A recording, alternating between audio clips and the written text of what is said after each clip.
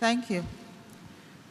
I'd like to start by saying that most African countries have a population growth of between 1 and 2.5%. I'll just take a few figures.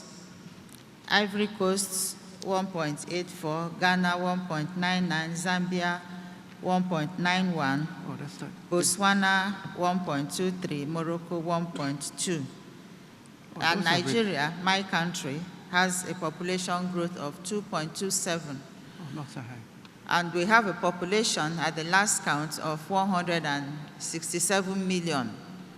We have 36 states and a federal capital territory, and about 48% of our people live in urban areas. We also have about 20 cities that have a population of over 1 million.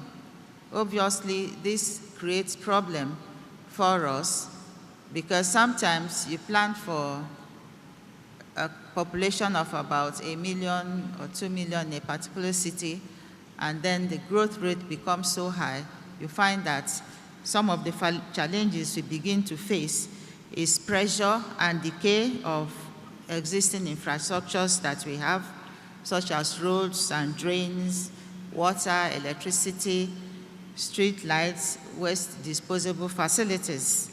And this undermines the economic efficiency and compromises the competitiveness of African cities in a global economic environment. Secondly, we have a problem of implementation of a national transformation agenda, but the government is trying very hard to concentrate on areas such as power, agriculture, security, and poverty reduction. Because of the high population growth and the high population that we have already, there is a lot of our children, young ones, older ones, who are jobless.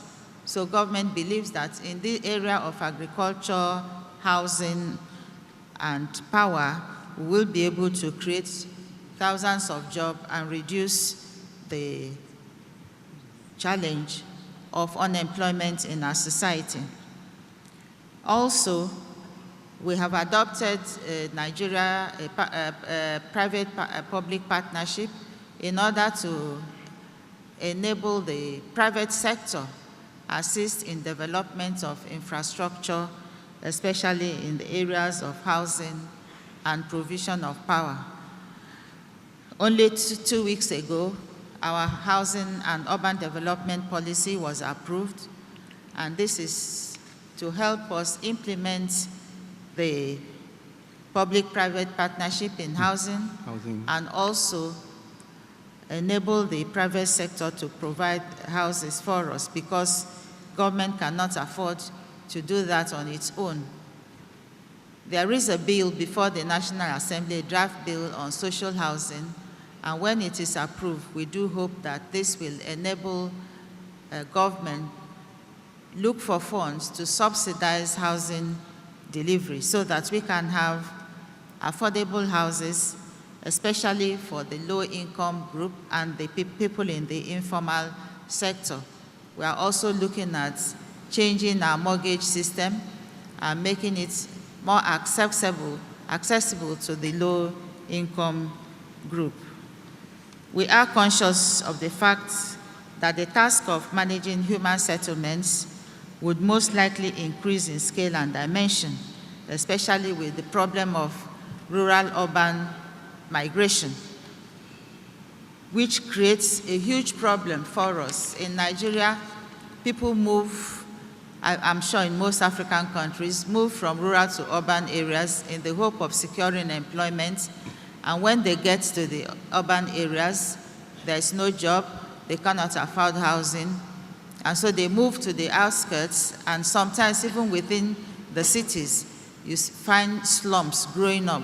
So in our new policy, we are concentrating on trying to encourage state governments to do a bit of slum upgrade and urban renewal so that we'll have rural areas that are better planned.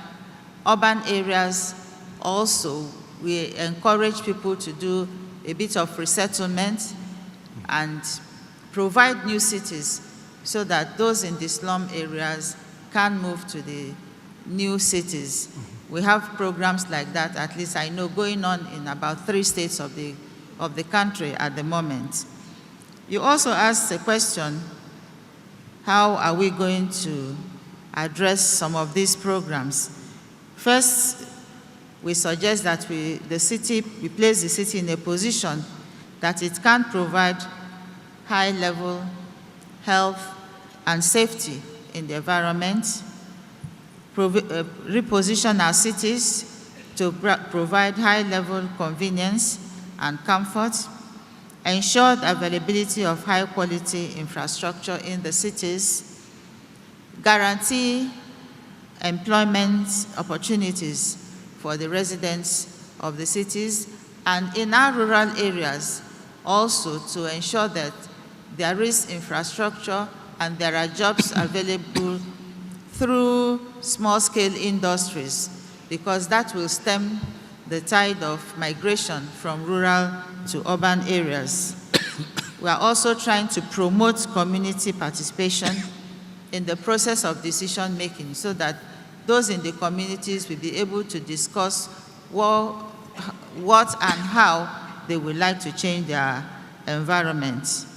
Finally, we think it is important to make our cities functional and able to discharge their assignment, such as providing goods and services and good governance in the cities and urban areas.